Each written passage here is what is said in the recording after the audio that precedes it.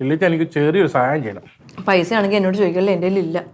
ഈ ഞാനൊരു സഹായം എന്ന് പറഞ്ഞാൽ ഒന്ന് ഈ പലഹാരം. അച്ഛൻ എപ്പോഴും അങ്ങനെയൊക്കെ അത് തന്നെ, ഒന്നെങ്കിൽ പലഹാരമായിരിക്കും അല്ലെങ്കിൽ പൈസ ആയിരിക്കും. ഈ തെറ്റിദ്ധാരണ കളയണം ലില്ലിപ്പണേ. താങ്കൾ കൂടെ സാമ്പത്തിക ഗുണമുള്ള ഒരു കേസാണ് ഞാൻ പറഞ്ഞുകൊണ്ട് വരുന്നത്. എന്തുവാ? ഞാൻ പറഞ്ഞാൽ നമ്മുടെ ഡാൻസ് സ്കൂളിന്റെ അതിലേ പോയി, എന്തോരം വണ്ടിയിലാ പിള്ളേർ അവിടെ വരുന്നത്. വെറുതെ കണ്ണ് വെക്കല്ലേ ദൈവമേ. കണ്ണ് വെച്ചതല്ല, എനിക്ക് അഭിമാനം തോന്നി എന്റെ ലില്ലിപ്പണിന്റെ കഴിവിനെ. പിന്നെ പിള്ളേര് ആകെ കുറച്ച് പിള്ളേരുണ്ട്, എന്നിട്ട് ആ പിന്നെ ബിൽഡിങ്ങിന്റെ ആള് വാടക കൂട്ടിക്കൊണ്ടിരിക്കുക. 3500 കിടന്ന അയാൾക്ക് ഇപ്പൊ 4000 രൂപ വേണമെന്ന്. അഗ്രിമെന്റ് വെച്ചപ്പോ വാടക അത് എഴുതിയതല്ലേ, പിന്നെ എന്താ കൂടെ കൂട്ടുന്നത്? അയാൾ അങ്ങനത്തെ ഒരു വൃത്തികെട്ടവനാ. പറഞ്ഞു വന്ന മാറ്റത്തിലേക്ക് വരാം. ഇത്രയും വണ്ടിയിൽ അവിടെ മാതാപിതാക്കൾ പിള്ളേരെ കൊണ്ട് വരുന്നുണ്ടല്ലോ. ഇല്ലിച്ചൻ ക്ലാസ് എടുക്കുന്നതിന് മുമ്പ്, ഈ പതാക തൃപ്പതാക ഒക്കെ ചെയ്യുന്നതിന് മുമ്പായിട്ട് എനിക്ക് വേണ്ടി ഒരു 2 വാക്ക് പറയാം. എന്ത്? നിങ്ങളുടെ 2 വീലറുകൾക്ക് ഏതെങ്കിലും രീതിയിലുള്ള തകരാറുകൾ വരികയാണെങ്കിൽ എൻ്റെ ഒരു സഹോദര സ്ഥാപനമുണ്ട്, പണി അദ്ദേഹത്തിന് കൊടുത്താൽ അദ്ദേഹം വീട്ടിൽ വന്ന് വൃത്തിയായി ചെയ്തു കൊടുക്കപ്പെടും. നാണോ ഇല്ലേ? ആണോ? പിന്നെ ഞാനവിടെ ഡാൻസാ പഠിപ്പിക്കുന്നത്, അല്ലാതെ അവിടെ വർക്ക്ഷോപ്പ് നടത്തുമല്ലോ. ഒന്ന് പോടുന്ന് പെണ്ണേ. ഈ ചോറ് ഈ ഞരമ്പിലൂടെ ഓടുന്ന ഒരേ ചോരയില്ലയോ? അതൊക്കെ ശരി തന്നെയാ, പക്ഷെ എനിക്ക് എല്ലാവരും പാരന്റ്സിനെ വിളിച്ചിട്ട് ഇങ്ങനെയൊന്നും പറയാൻ പറ്റത്തൊന്നുമില്ല. കാർഡുണ്ടാ കയ്യില് വർക്ക്ഷോപ്പിന്റെ? കാർഡ് അടിക്കാം. കാർഡ് അടിച്ച് തരുവാണെങ്കിൽ ഞാൻ വരുന്നവരുടെ അടുത്ത് കൊടുക്കാം. ഇങ്ങനെ എൻ്റെ ചേട്ടനാണ് ഇങ്ങനെ വർക്ക്ഷോപ്പ് നടത്തുന്നുണ്ട്, എന്തെങ്കിലും ആവശ്യം ഉണ്ടെങ്കിൽ നിങ്ങൾ ചെല്ലണമെന്ന് പറഞ്ഞിട്ട് അങ്ങനെ ഞാൻ കാർഡ് കൊടുക്കാം. അല്ലാതെ എനിക്ക് എല്ലാവരുടെയും മുമ്പ് വെച്ച് മീറ്റിംഗ് കൂടിയിട്ടൊന്നും വിളിച്ച് പറയാനൊന്നും പറ്റത്തൊന്നുമില്ല. ഇതൊക്കെ പട്ടണം ലില്ലിപ്പെണ്ണേ. മിക്ക ട്യൂഷൻ സെന്ററുകാർ ഡാൻസ് പഠിപ്പിക്കുന്നവരും ചെയ്യുന്ന ഒരു പരിപാടിയുണ്ട്. എന്താ അറിയോ? LICയുടെ ഏജൻസി എടുക്കും, എന്നിട്ട് ഈ പിള്ളേരെ മാതാപിതാക്കളെ മുഴുവനും LICക്കകത്തോട്ട് ഇടും. എന്ത് പൈസ? എനിക്കറിയുന്ന ഡാൻസ് പഠിപ്പിക്കുന്നവരൊന്നും അങ്ങനെ ചെയ്താട്ടെ എനിക്കറിയാൻ പാടില്ല. ലില്ലിപ്പെണ്ണ അറിയാത്തോണ്ടോ? അപ്പൊ ഞാൻ കാർഡ് അടിച്ചു തരാം. കാർഡ് അടിക്കാൻ നോക്കാം. 1000 രൂപയുടെ പണിക്ക് 100 രൂപ കമ്മീഷൻ. അത് വേണോ അല്ലേലും?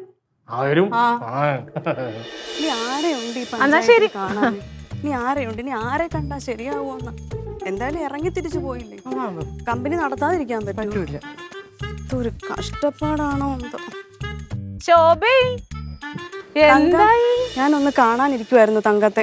ആണോ? എങ്ങനെയായി സോപ്പ് കമ്പനിയൊക്കെ? അതേ കുറിച്ച് പറയാനായിട്ടാ ഞാൻ അങ്ങോട്ട് വരണമെന്നും പറഞ്ഞിരുന്നത്. ഞങ്ങൾ അതേ കുറിച്ച് പറഞ്ഞോണ്ട് വരുമായിരുന്നു. കഷ്ടമായി പോയിട്ടോ. എന്ത് കഷ്ടമാണെന്നറിയാമോ? നിങ്ങളുടെ ഹസ്ബൻഡ് കാണിക്കുന്ന ക്ലീറ്റോ നേതാവിന്റെ കാര്യമാണ് ഈ പറയുന്നത്. ക്ലീറ്റോ എന്ത് ചെയ്ത്? ഈ സോപ്പ് കമ്പനി തുടങ്ങുന്നതിന് വേണ്ടിയിട്ട് അദ്ദേഹം പറഞ്ഞ തരത്തിൽ നമ്മൾ എല്ലാ കാര്യവും ചെയ്തു. ആലോചിച്ച് നോക്കണം. ചോദിക്കുമ്പോൾ കയ്യിലില്ലാത്ത പൈസ ഇവിടുന്ന് കഷ്ടപ്പെട്ട മറിച്ചും തിരിച്ചും കൊണ്ടുവന്ന് കൊടുത്തത്. ക്ലീറ്റോന് എന്തിനാ പൈസ കൊടുത്തേ?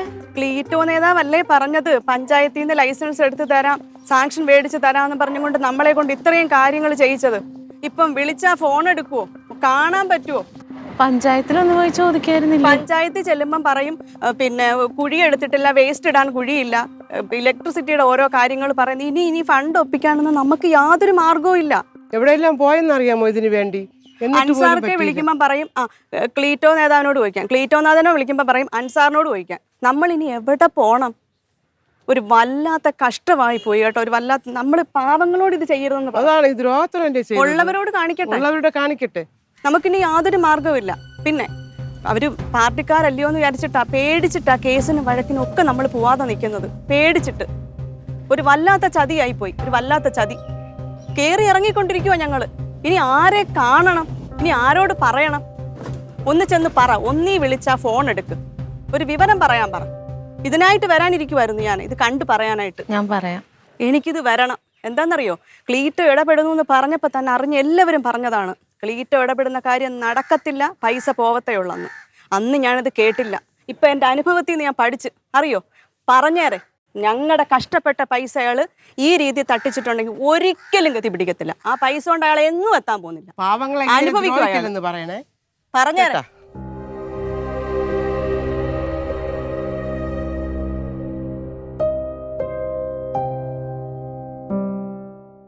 ദുഃഖഭാരം ചുമക്കുന്ന ദുശകുനമാണു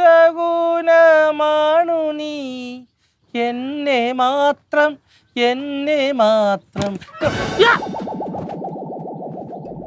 നിങ്ങൾക്ക് എന്താ നോക്കി?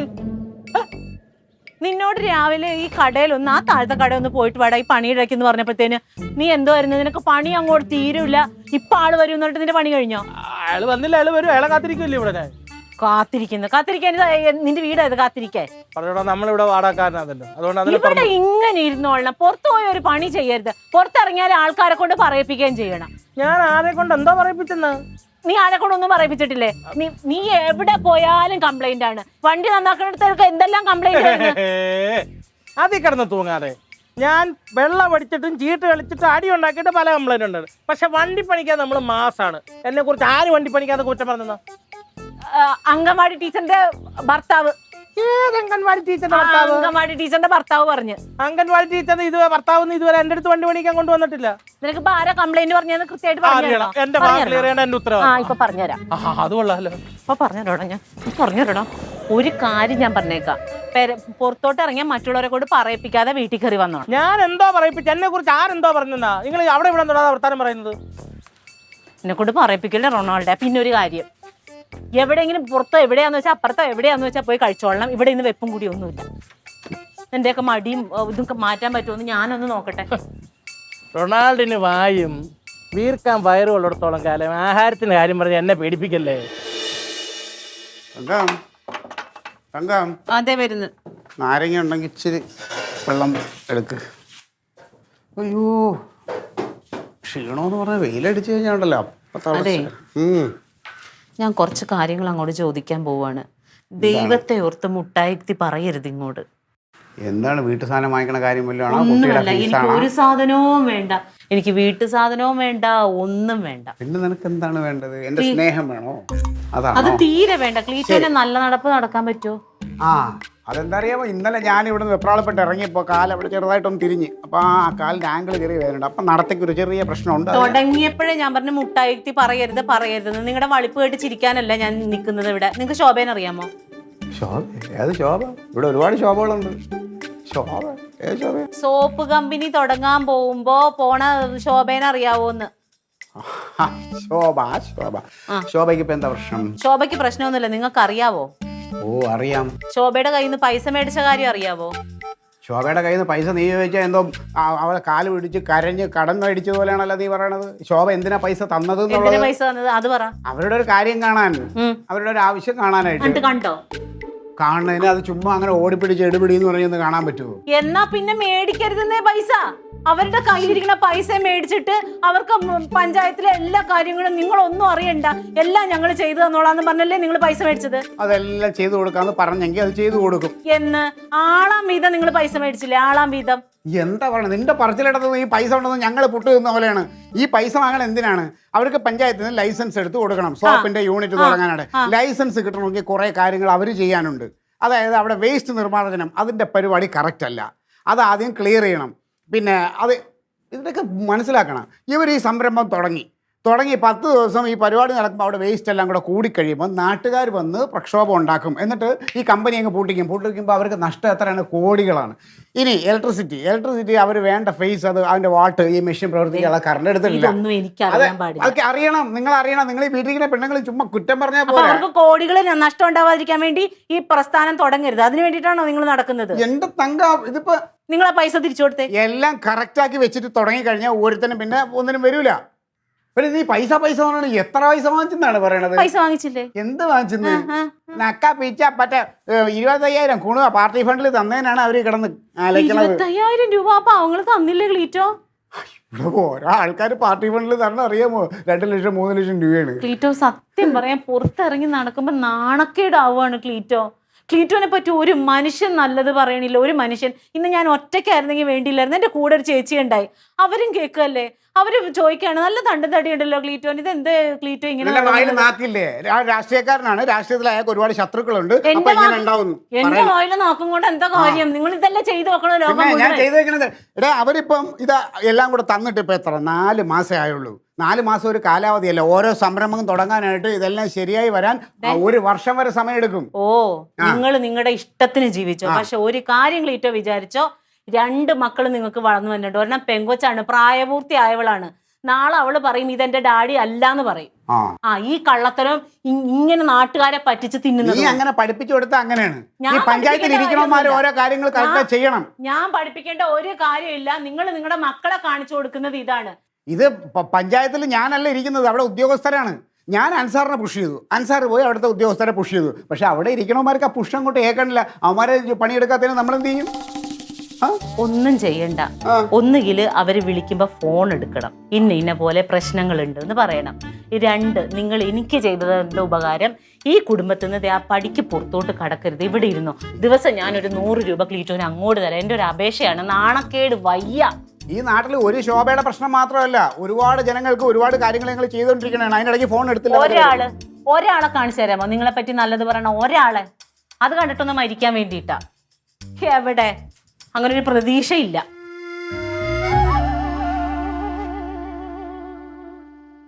ഇല്ലുമിനാട്ടി ഇല്ലുമിനാട്ടി ഇല്ലുമിനാട്ടി. ദാരിദ്ര്യം പിടിച്ച ഓരോ വണ്ടിയുടെ പണിയും കൊണ്ടുവരും. ചുമ്മാ ഇരിക്കുമോ? ഗുണാന്ന് പറഞ്ഞു കിളിയാന്ന് പറഞ്ഞൊരു മര്യാദയില്ല.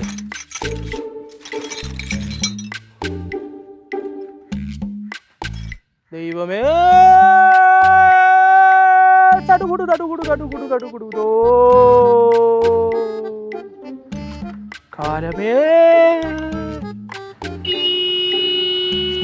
ഞാൻ നിന്റെ ആരടാ?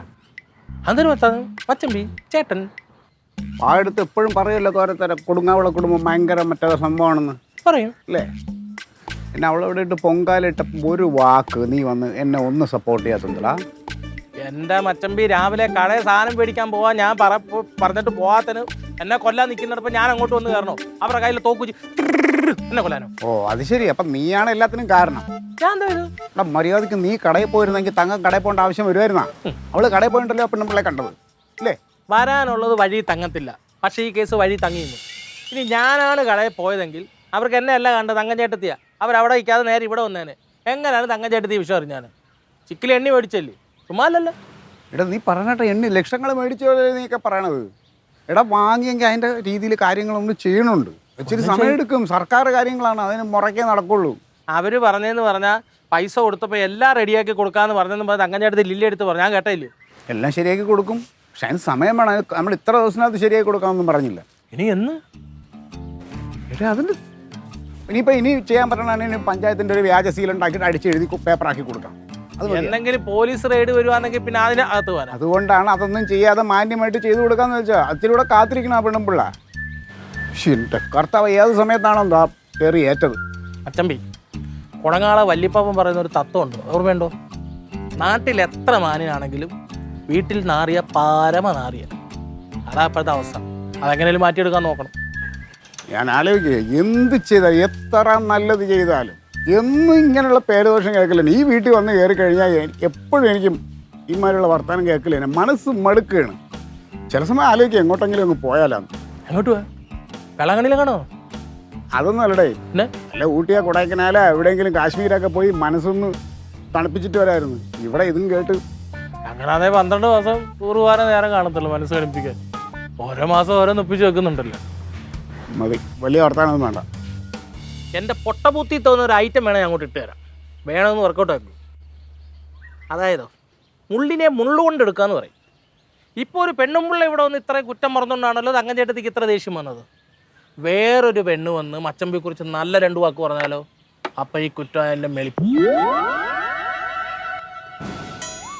യു തിങ്ക് മാൻ? എപ്പോഴും ഇങ്ങനെ കൂടെ കിടന്ന ഐഡിയ പറഞ്ഞു തരാൻ എൻ്റെ ഇല്ലേ?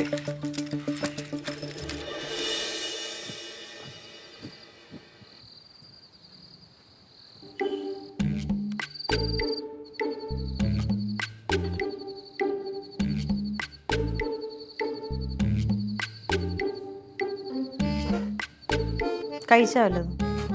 എന്തിനിപ്പൊ കഴിക്കണത്? നിന്റെ ആങ്ങളെ കാരണം പുറത്തോട്ട് ഇറങ്ങുമ്പോ നാട്ടുകാർ വയറ് നിറയ്ക്കണുണ്ട്. എല്ലാം ഉണ്ടാക്കിയവിടെ? ഞാനൊന്നും ഉണ്ടാക്കണില്ല, കൊച്ചിനുള്ളത് ഉണ്ടാക്കി അവന് കൊടുത്തിട്ടുണ്ട്. ക്ലീറ്റോച്ചേട്ടൻ എവിടെ? എന്നിട്ട് ആവോ അവിടെ എങ്ങനെ കിടപ്പുണ്ട്. ഞാനെന്തിനാ അതൊക്കെ അന്വേഷിക്കും? വിളിച്ചോണ്ട് വാ, എന്നിട്ട് രണ്ടിനോട് കഴിച്ചു. പിന്നെ വിളിച്ചോണ്ട് വരും. ഇതിനൊരു തീരുമാനം ഉണ്ടാവട്ടെ ലില്ലി, നീ കളിക്കണ കളിയല്ല. അല്ല ചേച്ചി, എന്ത് തീരുമാനം ഉണ്ടാവാനാ? ഇത് പണ്ട് തൊട്ടേ ഇങ്ങനെ തന്നെയല്ലേ? ആ പണ്ട് തൊട്ടേ അങ്ങനെ ആയതുകൊണ്ട് ക്ലീറ്റോ അല്ലേ, ക്ലീറ്റോ ചേട്ടനല്ലേ എന്ന് പറഞ്ഞ് നമ്മൾ വളം വെച്ച് കൊടുക്കും. അങ്ങനെയാണ് ക്ലീറ്റോ ഇത്രയും വഷളായത്. നിനക്കറിയാൻ പാടില്ല, ആ പെണ്ണ് എൻ്റെ മുഖത്ത് നോക്കി പറഞ്ഞതാ ചേച്ചി. ക്ലീറ്റോ ചേട്ടൻ ഇനി നന്നാക്കാനൊന്നും പറ്റത്തൊന്നുമില്ല. വെറുതെ പട്ടിണി കിടന്നുള്ള ആരോഗ്യം കൂടെ കളയാം. എനിക്കൊരു കുഴപ്പമില്ല, ഞാൻ എൻ്റെ പാട് നോക്കി നിന്നോളാം. നാളെ മുതൽ നിനക്ക് നിന്റെ ആങ്ങളെ പട്ടിണി കിടക്കണ കാണാൻ കഴിയൂല്ലെങ്കിൽ ഇതേ രണ്ടുപേർക്കും കൂടി റൊണാൾഡിനും ക്ലീറ്റോനും കൂടി നീ അവിടെ ഉണ്ടാക്കി എന്താന്ന് വെച്ചാൽ അച്ചാച്ചൻ അവിടെ വന്ന് കഴിച്ചു. അതിനെ കൂടി കൊണ്ടുപോയിക്കോ. വിളിക്കേച്ചി. ഞാൻ വിളിക്കൂല എന്ന് പറഞ്ഞാൽ വിളിക്കൂല. അങ്ങനെ അഹങ്കാരം പാടില്ലല്ലോ. ഞാൻ പോയി വിളിക്കാൻ. വിളിച്ചോ. മാറിക്കേ. കിടക്കുവാണോ? പോയി നോക്ക്. കിടക്കോ തലകുത്തി നിൽക്കോ എന്തെങ്കിലും ചെയ്യട്ടെ. എന്നിട്ട് എവിടെ പോയി?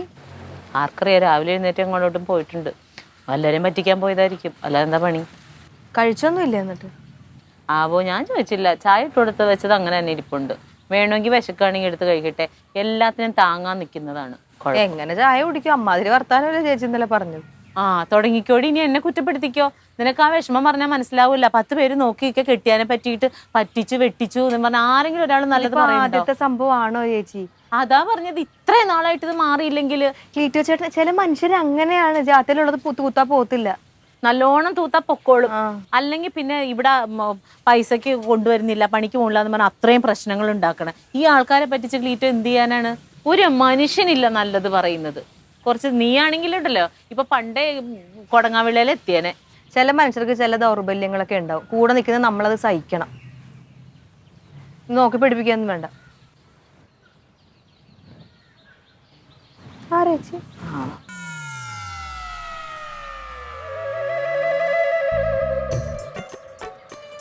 വഴിമാറിയെല്ലാം വന്നായിരിക്കും.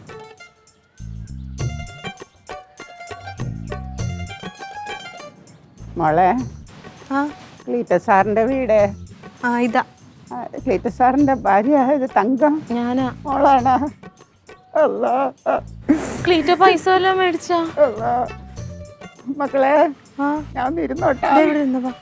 അറിയാമോടാ? ഇവരറിയാമോ? എന്തിനും മേടിച്ചിട്ടുണ്ടെങ്കിൽ പറയടാ.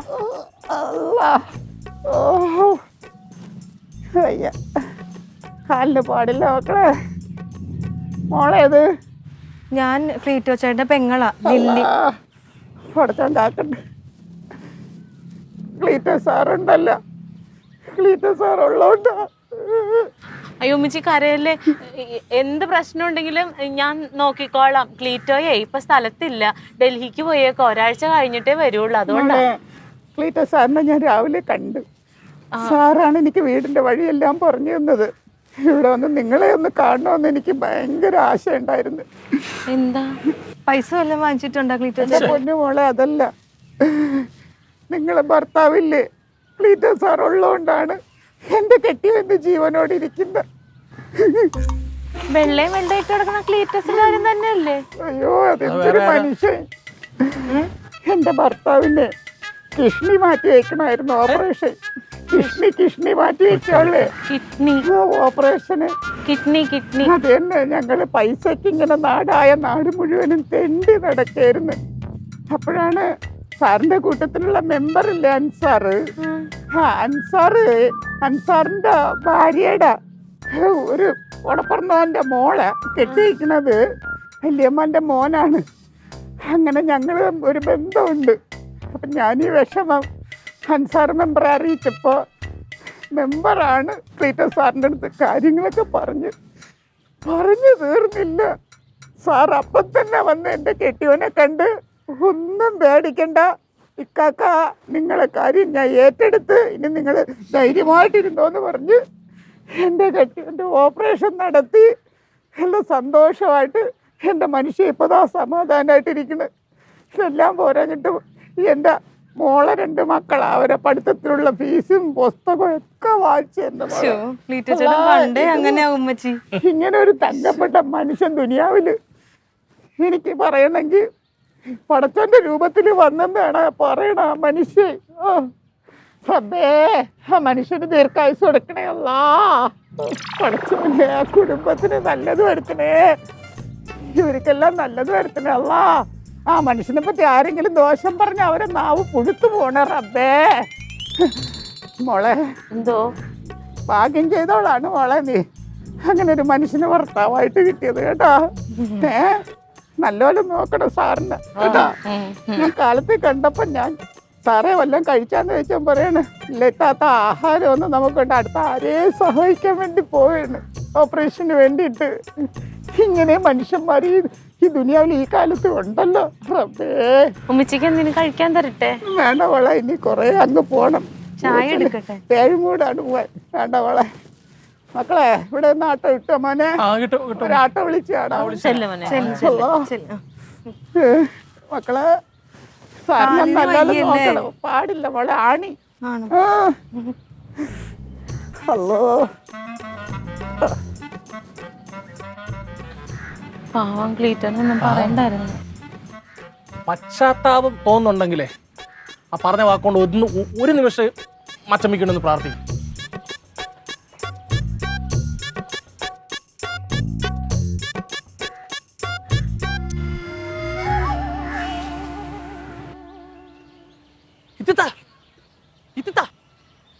ഒന്നില്ലേ എന്താ നടക്കട്ടെ ചെറുക്കാ? ഒന്ന് പറഞ്ഞോട്ടെ. സംഭവം കിടുക്കി, തീവ്രത്തു, കലക്കി. ഇതെന്റെ ഐഡിയ ആയിരുന്നു. ഞാനാണ് ക്ലീറ്റോ മച്ചമ്മിക്ക് ഐഡിയ പറഞ്ഞു കൊടുത്തത്. പക്ഷെ ഇത്ര പെട്ടെന്ന് ഒരാളെ അറേഞ്ച് ചെയ്ത് കൊടുന്ന് ഞാൻ കരുതിയില്ല. എന്തായാലും ഇത്തത്താ, നിങ്ങൾ ആ ഒരു അസാധ്യ ആർട്ടിസ്റ്റ് തന്നെ കേട്ടോ. നാടകത്തില്ല, അത് സിനിമയോ, അത് സീരിയലോ, എന്തൊരു അഭിനയായിരുന്നു. ജീവിതത്തിൽ അഭിനയിക്കേണ്ടി വന്നൊരു ഹതഭാഗ്യ നടത്തേണ്ടി ഞാൻ.